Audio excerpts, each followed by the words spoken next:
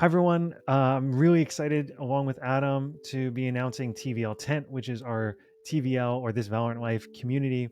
We're going to be opening up registrations December 20th. It's going to be just open for 20 people, and it'll be a $5 USD subscription per month. And I'll throw it over to Adam in terms of what we are hoping for this community to be like.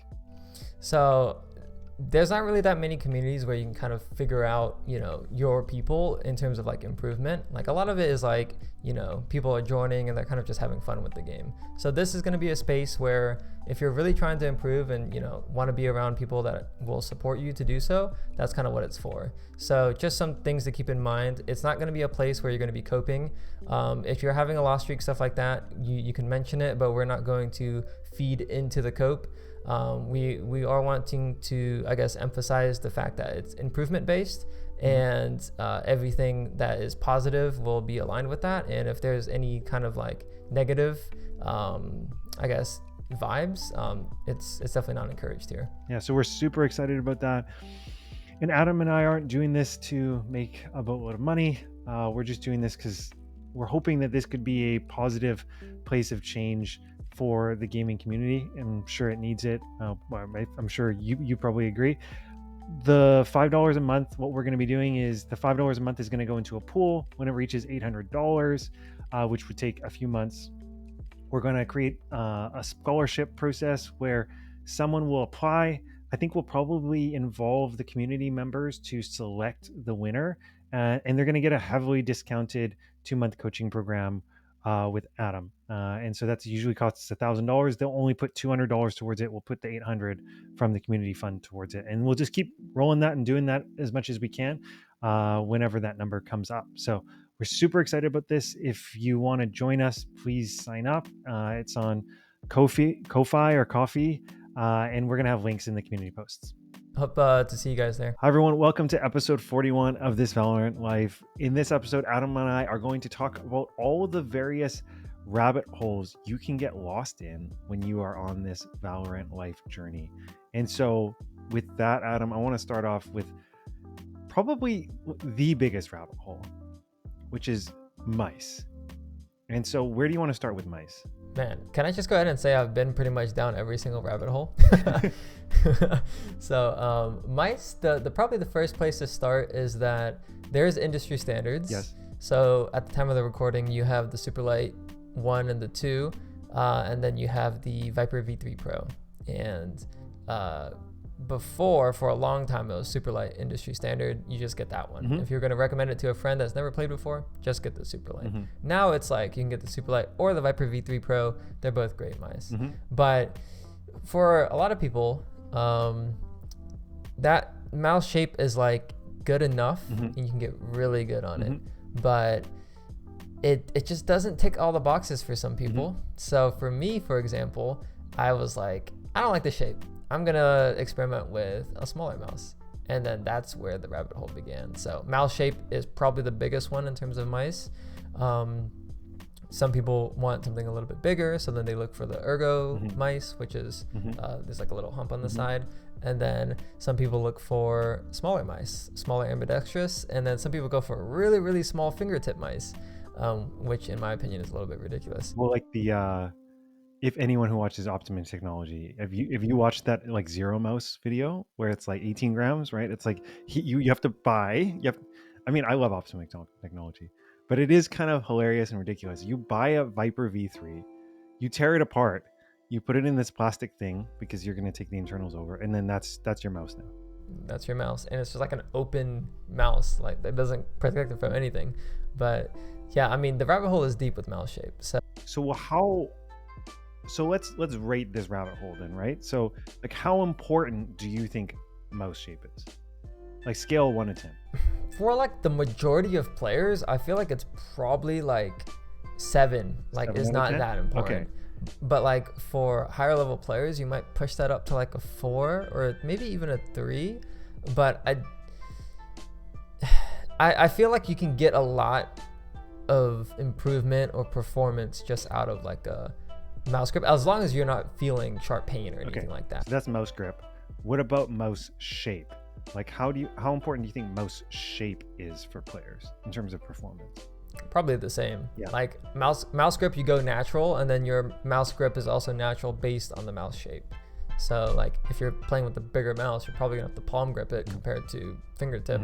But like your grip is pretty much dictated by your mouse shape most of the time. So part of when you were talking about shape and in terms of like mice you were exploring, there's both shape and then at certain sizes, it also becomes about weight and whether you're willing to sacrifice for that, right? So if someone really thinks like weight is the most important thing that they could possibly have in a mouse, then you would want to go for like that Zonig Mark II or whatever, or the G-Wolves Hattie or the HTS. Yeah, the HSK. HSK. Yeah. Didn't one of those like blow up? I think. I have no idea. Sometimes the battery melts. But at that point, you are almost by definition adopting a fingertip grip. There's no way to palm or claw grip those. And so, Correct. How important is weight to this? So the argument for weight is that if you have too much heavy weight, you can't redirect, like you can't change directions quickly because. But you'll be getting stronger. That's the point, isn't it? Imagine you're just training with heavy mouse. Just like super strong, like. Yeah, that would be insane. But the argument for the opposite is if you have a really lightweight mouse, you're able to change directions quickly, but then your mouse might not be as stable. So it's a trade-off. I think where we've landed in this kind of sphere is that it's optimal or ideal for you to be in that 40 to 60 gram weight range. Anything lower is like playable, anything higher is probably not as ideal, but you probably won't feel that much of a difference. So if you're in like that nice range, you're probably good to go. I know some people, especially those who've been playing TAC FPS for a long time, do prefer the heavier mice. The slightly heavier. So I mean, certainly not like 100 gram mice, but in that 60 to let's say 50 to 65 range. Yeah, and I think part of it is due to the stability that you get from it. A lot of people that play TAC FPS games will play a lower sensitivity. So you combine low sensitivity with a heavier mouse and you have a lot of stability. So if you're holding an angle or you're peaking angle, your crosshair's not going to jitter too much. So, I mean, those are probably the big ones in terms of shape and weight. The other one that comes to mind is Mousepad. So I actually feel pretty strongly about this. Okay. I think if you're playing TAC FPS, you should stay away from any speed pad. Like glass pads, for example, stay away from. Any like fast cloth pad, probably stay away from. Just because if you're purely playing TAC FPS games, your ability to stop after a flick is really, really, really important. We call that landing accuracy, or just your like how harsh your landing is. And with a cloth pad that is considered a control pad, the pad will help you decelerate so you can have a smoother, softer landing. But if you're on a glass pad that has like, you have to control it with your own muscles. So like if you go to the right, you have to also stop it, which means that you increase your tension, which is a skill. You can learn that. There are great players on speed pads. I just don't think that that's a skill that we have to learn. You can just let the pad do it. Yeah. And there's no benefit to learn that skill in TAC FPS games. In other games, for sure. The problem being, if you're not really skilled at decelerating and stopping your mouse on a flick, on a speed pad, you're going to stop and you're going to like have that wiggle because you're going to be so tense, right? Basically, yeah. But speed pads are great for tracking because you can just seamlessly change directions. Like, so if a target moves, you can go back. But like, you don't really aim like that in this game. You shoot a few bullets, strafe, shoot a few bullets, strafe. So it's not like you need... The key would be to have a mud pad. And then when you ult, you slide in a glass pad, right? And then you pull it back out. Or you just hire someone to do that for you. Just have them sit next to your table. I'm ulting, and they slide it in. And then you're tracking, Okay, so how important is a mouse pad 1 to 10? I think it has the biggest change in feel. Sure. Like out of all the things, it probably impacts your feel the most. What's your opinion? So we talked about like mud pad versus like a speed pad. What is your opinion on softness? Because people, particularly for the artisan pads, always designate, are they a medium, soft, or extra soft?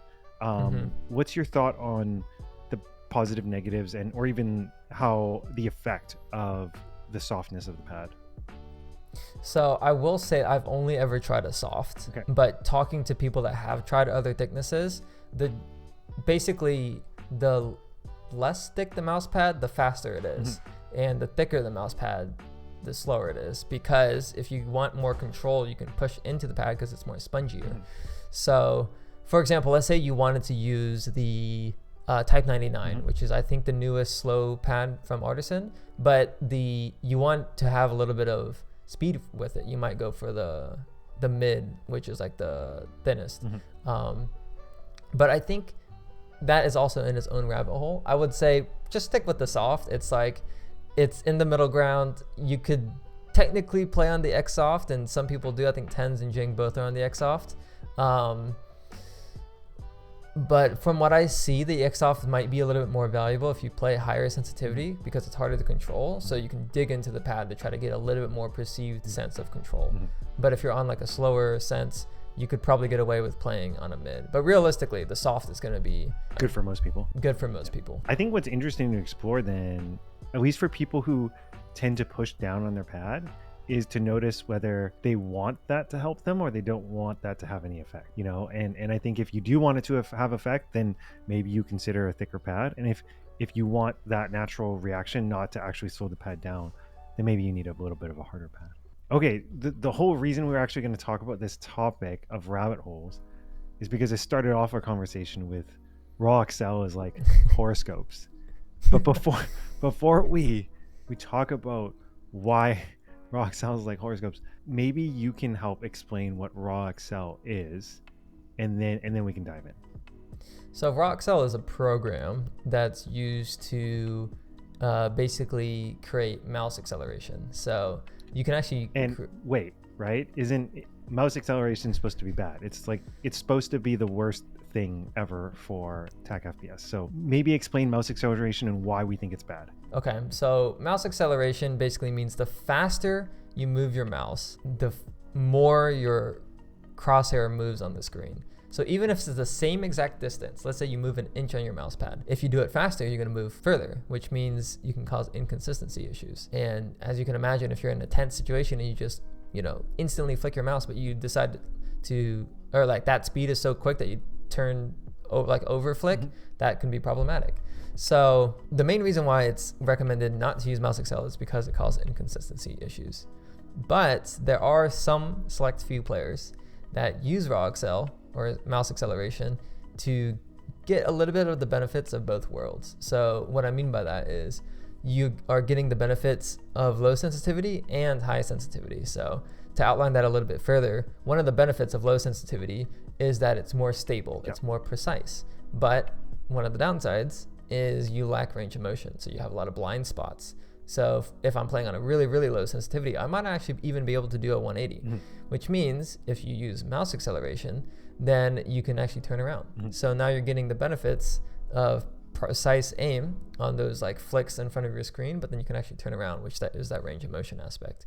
And some players, some really, really good players have actually taken this and have been able to perform with it. But there's one player, and specifically, like he's a content creator, that does the opposite. He plays on high sense and then he uses mouse accel to slow down his aim, which is strange, very strange.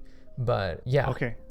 Very strange. Okay. I guess the special thing with raw accel specifically, in Windows, if you turn on mouse acceleration, there's just one profile. If you use raw accel, you can create a curve to match some type of profile of turning it on or off at certain speeds, and even having that adjust dynamically based on how fast you're moving, right? And so that's really the power of a program like raw accel, is this mythical holy grail of finding some raw accel curve that gives you the mobility of high sens and the stability and accuracy and consistency of low sens. So just like you're saying, raw accel, you make your own curve, which involves a lot of variables.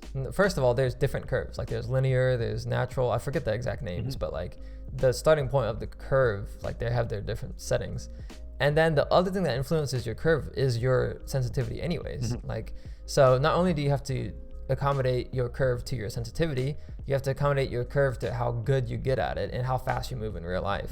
So for some people, the curve is going to be ever changing because your skill sets are going to be ever developing. You're going to get more control on low sense, and you're going to get, you're going to get faster. So then you have to change the curve, blah, blah, blah. It's just, there's no right answer on curves and raw accel curves. Have you tried playing with raw accel? Oh yeah. Okay. I went through like a experimentation phase. My brother, I don't speak about my brother much, but he's actually much more down in the rabbit hole than I am and all of this stuff. Like, he's a glass pad enjoyer. Much earlier, like he was an early adopter of the SkyPad when it was on, I believe, Kickstarter. Now it's like 4 iterations. It's called like wall hack 4. Okay, I mean, to be fair, I played on a glass pad in, I want to say, like 2005. So maybe I was the first. It was a different brand though. Like, it wasn't SkyPad. Sure. But glass pads, the thing that always bothered me about glass pads is the noise that they make. Like, I just can't stand that. But anyways, I think it's better now. So raw accel, your brother, super into it. He uses raw accel. He uses glass pads, and he adjusts his curve and all of that. And when I tried to set up, I was like, "What is happening?" Because not only am I playing on a glass pad, but I'm playing on a raw accel curve. But anyways, I've tested it. I think it works for a very niche selective of people. So let's just say you're very limited in desk space. Then I think raw accel might actually be useful for you. Like, if you have like instead of an XL mouse pad, you have like a small and you just can't get more space. Yes. Consider Consider using raw accel or mouse accel. But for like 95% of people or more, it's just not even worth touching. I'm going to say this. You tell me if I'm getting it right. There's an element with playing with a program that has so many variables in something that already has a lot of variables that you can change. If you focus on this, it's going to overwhelm any of the other aspects of improvement. You're just going to have so much time spent on optimizing the type of curve, the rate of the curve, adapting to the new curves, that it kind of will overwhelm any ability to just get better at playing Valorant. The other thing to add to that, which you're completely right on that, is it's very, very difficult in my experience to actually aim at moving targets with raw accel. Because when your curve, like let's say you're trying to smoothly track a target and it's moving a little bit quicker, then you have to speed up, but then you just suddenly overflick. It's insanely difficult to play against moving targets, which, you can adjust your curve for that. You can play on a different curve to account for it. I tried. It was really difficult, but it's really nice against things that aren't moving because you can flick quickly and then adjust, and it's like not too bad. So maybe there's an element here of the benefit of it in aim trainers versus games. I think people actually do that, not in the same form of mouse accel, but they use like a Sens randomizer when they aim train. Okay, so raw accel 1 to 10, how important is it to a player? I would say like 10. Like, don't touch it. Oh, okay. So you're doing the opposite scale of me. So 10 as in 10 is bad. 10 is bad. Oh, okay. Maybe I should do. Okay. Okay. So 10 is bad. Well, no, we'll keep the same rating. Okay, so 10 is bad. Okay. Polling rate. So polling rate. For those that don't know, polling rate, most mice are at a 1K, 1000 hertz polling rate. Hertz means the amount of times per second. So 1000 hertz is 1000 times per second. Every mouse manufacturer has been pushing that number up from 1000 to 2K to 4K to now even, I think the OP, the endgame gear OP1 something is an 8K wired mouse, right? And I have it. It's right here. You have it, yeah. And so the idea being that at a higher polling rate, you will get smoother tracking, smoother feel overall. What's your experience? It doesn't make a difference. I think when you look at the stats, like the graphs, 1 to 2K might make a difference, but pretty much anything after that is just like so minimal that you don't even feel it. But also you need like a good refresh rate monitor so that you can actually see the difference. And on top of that, I think you're supposed to get a little bit more benefit from it if your DPI is higher, but it seems to largely be a marketing gimmick in the sense that the same companies were marketing high DPI, that how high it can go as a marketing. This mouse can get to 36,000 DPI, which no one ever uses that high. I think the polling rate is becoming that. But I will say that if your mouse has it, you might as well go up to the higher hertz just to get the benefits. But some games don't perform well on it. So aim labs, you get stutters, and That's it really sucks. common. I've heard across many games, Valorant included, that some people suffer stutters, especially at the higher point rates. Now Valorant has like this raw input buffer, which you have to turn on if you are going to play higher polling rate. But realistically, anything past 2K doesn't make a difference. Like I went from 1K to 4K, didn't feel a difference. Okay. And now I have an 8K polling rate mouse, I don't feel a difference. Okay. So 1 to 10? Probably like a 10. Doesn't matter. Good. Yeah. Cord versus wireless mouse. Are you actually, playing wired right now? I'm playing wired. So I actually feel kind of strongly about this in the sense that I don't think it makes a difference. Okay. But I know a lot of people do. Okay. So But I do you have feel so. I mean, the whole idea of moving to a wireless mouse is because people have had mouse cords pull or create drag on their mouse and affect their mouse movement. I think this has largely been solved by most mouse manufacturers that make wired mice, is that they have the cord that like bends upwards, right? And then there's some level of stiffness there so it doesn't drag, right? And then the cord itself is light. Whereas like old mouse cords were terrible. What was your experience going from a wireless mouse to the current wired one? So I want to touch on the cords for a second. Like you're saying, the old wired mice were terrible. Like those cords were like unusable. So the new cords are called like paracords or something. Yeah, they're much better, much lighter. So my experience going from wireless to wired, the only thing I noticed was I had to adjust how long my cord was in the mouse bungee. So I do have a mouse bungee. Which mouse bungee do you have? It's like a $5 one that connects to the bottom of my monitor. Oh, one of those ones. There's also the other mouse bungee, which is you can tape it to your monitor. True. That's what Summit used to do. Summit 1G. I don't know if he still does. But so the experience going from wireless to wired is you just have to understand how long you want your cord to be so that you can utilize your max range of motion. I overshot it because I don't feel the cord at all. Yeah. But I value the mouse shape and the mouse feel in my hands more than if it's wired or wireless. And I've always been like that. Like even after I bought the G Pro wireless back when I played Fortnite, and that was like, oh my God, the first wireless mouse that's not like bad latency. And that was like changed the industry. But then after that, I actually went back to a corded mouse, two corded mice actually. I got the G-Wolves Hottie S, like the original. And then I got the Viper Mini, and that's a wired mouse. And the first time I hit rank 1 was actually on the Viper Mini. So I have personally never felt any detriment to a wired mouse. I think the shape is the bigger key factor. So would you go to because they finally released the XM2, the new XM2 wireless. Would you ever? I don't think so. Okay. Like, I mean, if I got it for free, sure. But I'm not going to spend more money. Who to call? But for now, okay, so you're not moving. So cord versus wired, or cord versus cordless, 1 to 10? I think it's maybe an 8. Some people might feel bad about it, but I don't think it matters. So that's kind of the rabbit holes for mice. Ooh, mouse skates. Oh, mouse skates, yes. So okay, this yes. one's a weird one. Let's split this up because there's kind of two different discussions on mouse skates, right? There's the glass mouse skates, right? Yes. Which is like Pulsar sells some. And then there is the just the various types of replacement Teflon mouse feet. So where do you want to start? Probably just the normal PTFE. Okay. So I do think most stock mice are bad skates. Okay. And you won't notice it until you upgrade. Okay. So basically my experience is when I got this new mouse, and this has been true for other mice, but I thought it was the Mousepads problem, is when how do I explain this? Different parts of your mousepad just feel slower. So that's because your dead skin is building up in the pad or whatever, which I guess is a benefit to the glass pad, by the way. Some mouse skates are more sensitive to the buildup of the mouse pad. So I thought it was the mouse pad's problem. I literally cleaned my mouse pad 3 times in a week because I was just like, the mouse pad's just not getting cleaner. Like, it has to be the mouse pad. And I was like, wait, I feel like I remember this happening 3 years ago. and I just upgraded my skates because like the OP18K I was using the default skates. I was like, it's probably good enough. So what skates did you upgrade to?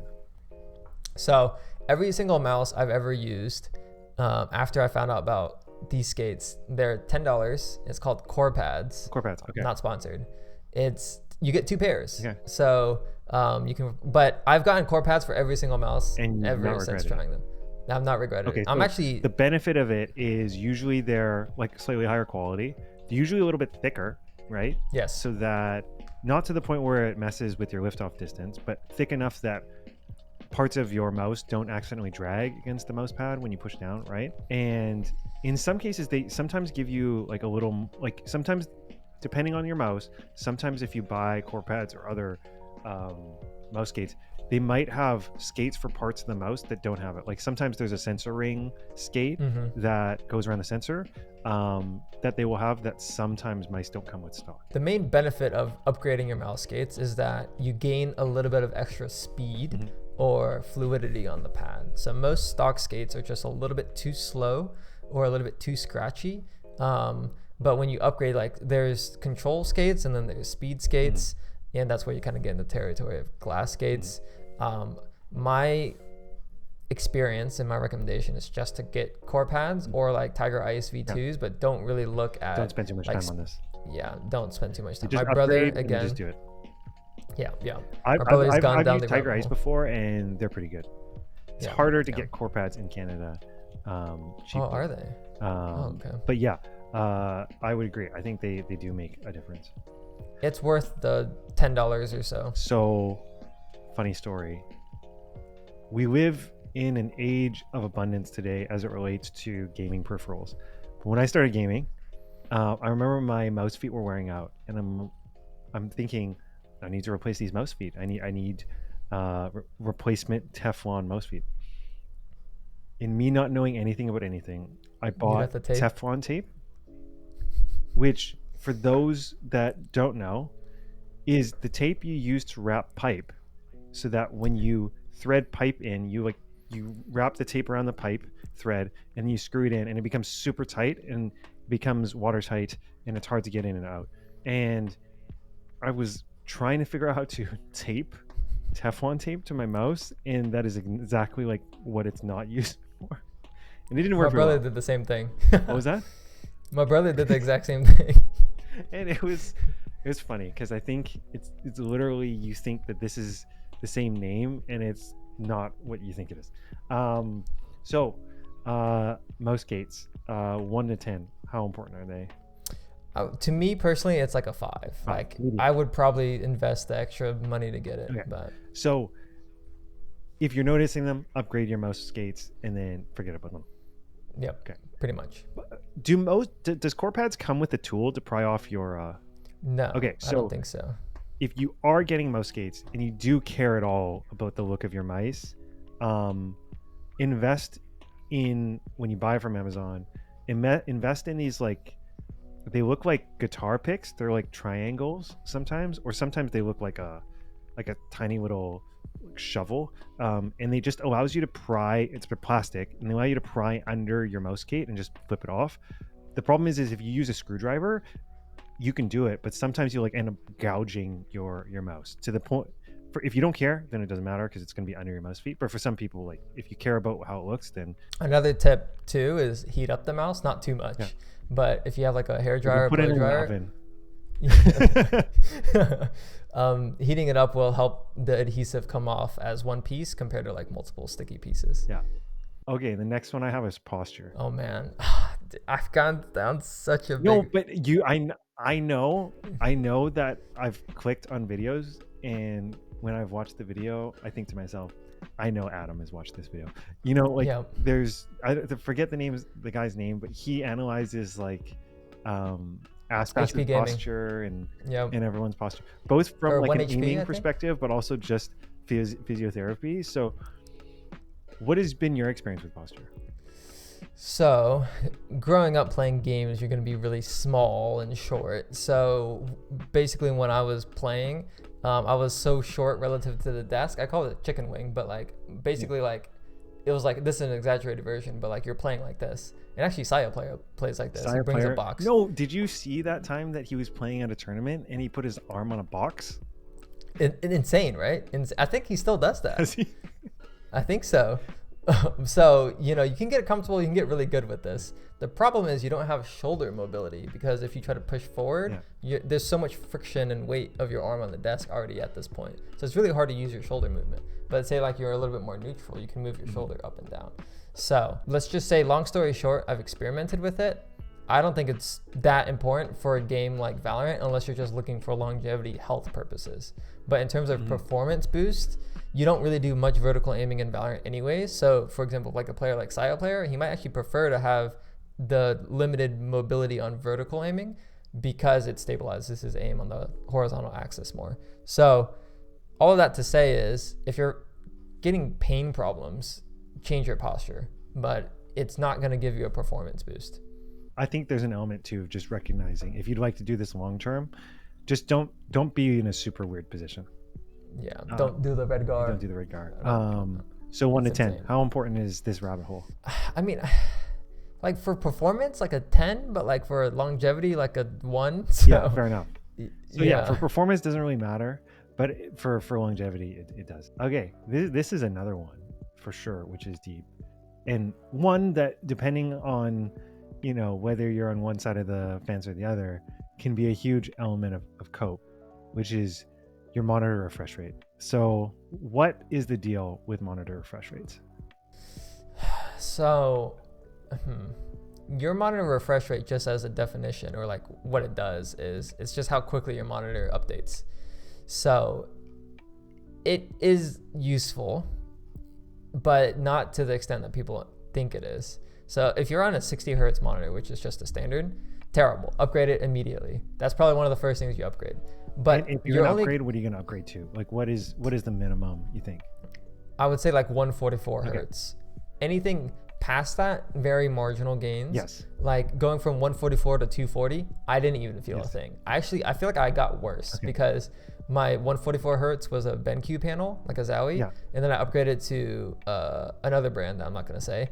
And I feel like it got worse because I lost DyAc. Okay. So I'm still using that 240 hertz panel, by the way, because I sold the 144, but I just didn't think it was worth it. Now, some people have said 144 to 360 is worth it. And, you know, Optimum has made a video on 480 and 540, and it's supposed to be buttery smooth. Yeah. But I haven't personally tested those. And I've hit Radiant on 240, and some other pros I've hit Radiant on 144, and some players I've hit Radiant on 60 hertz. So the 144 is kind of, you feel like, necessary. I mean, if you've ever played on a 144 or gotten into a 240 hertz and you play on a 60 hertz, feels like you're playing on high ping.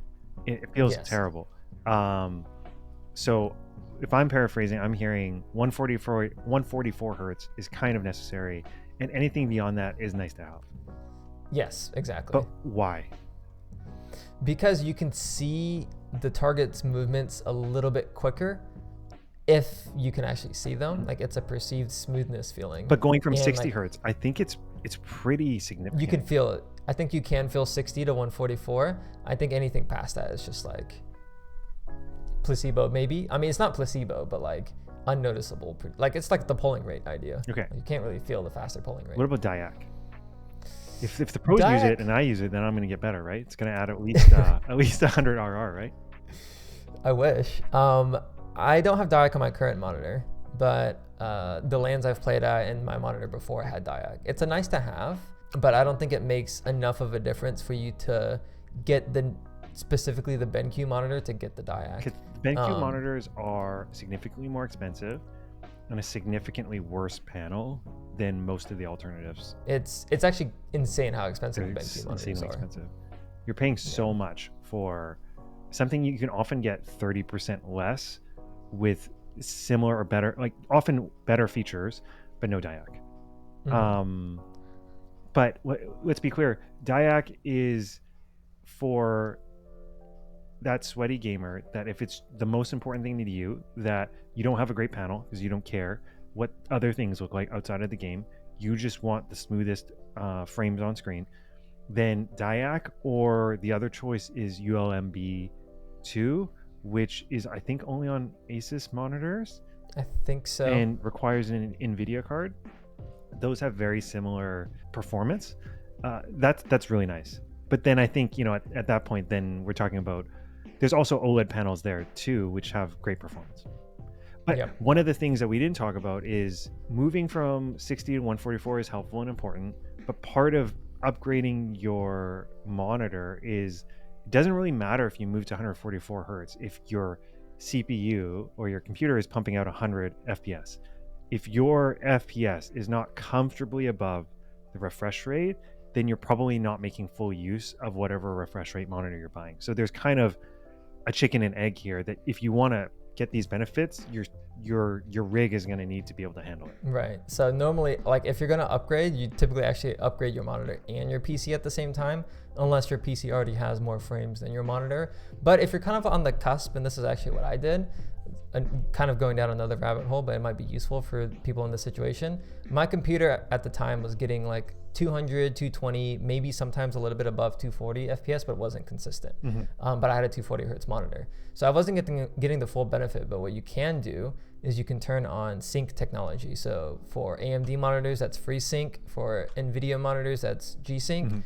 Most FreeSync monitors are now compatible with G-Sync. So it's like FreeSync compatible or G-Sync compatible, I forget what it's called. But then you turn that on, and you might just be better off Googling or YouTubing this, but the TLDR version is, if you don't get enough frames to consistently be above your refresh rate, but your monitor has sync technology, you want to turn it on so that your monitor will adapt to your frames that you're getting in the game, and it's one-to-one matched, and you actually have good clarity. And I played for that for a long time. Like when I hit rank 1 before, that's what I did.